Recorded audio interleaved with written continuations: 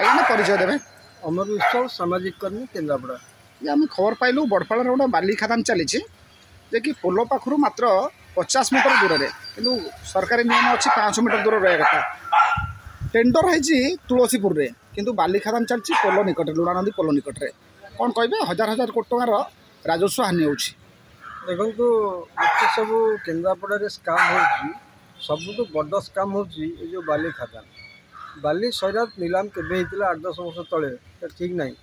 केन्द्रापड़ा 7टा नई और 27टा शाखा नई तेणु 100 रु ऊर्ध बाली खदान बाली सैरात अच्छी कि सरकारी रेकर्ड रे 10-12टी बाली खदान से देखा मने मने से निलाम कर जो मैंने सब माफिया अच्छा से निलाम नौ वर्ष वर्ष धरिकी सी निलाम रिन्यू होनी जी पारुची सी से सरकार जानत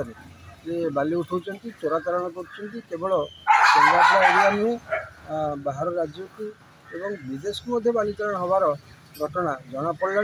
याद्वारा सरकार 100 कोटी टंकार राजस्व हरउंट अपर पक्षर केन्द्रापड़ा जिलावासी जो मैंने जनसाधारण अच्छा से बाली टी पाऊना बाली गोटे आमर ट्रैक्टर बाली जो 100 फुट रु कम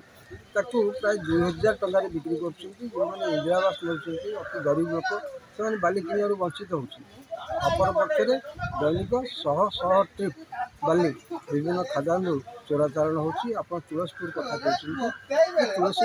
तुलसीपुर हूँ पाइका नदी और महानदी गोटे ब्रिज अच्छी जहाँफल से ब्रिज उपर दैनिक पारादीप को 100 ट्रक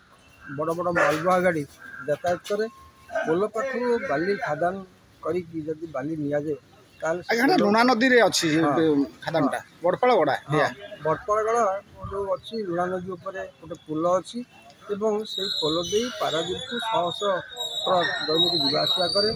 तेणु जो भारी जान जाऊँगी तार चाप से पोल पर पड़ो बाली जी की प्रोटेक्शन दौला से पोल को ये जो बाली माफिया माने से पोल तलू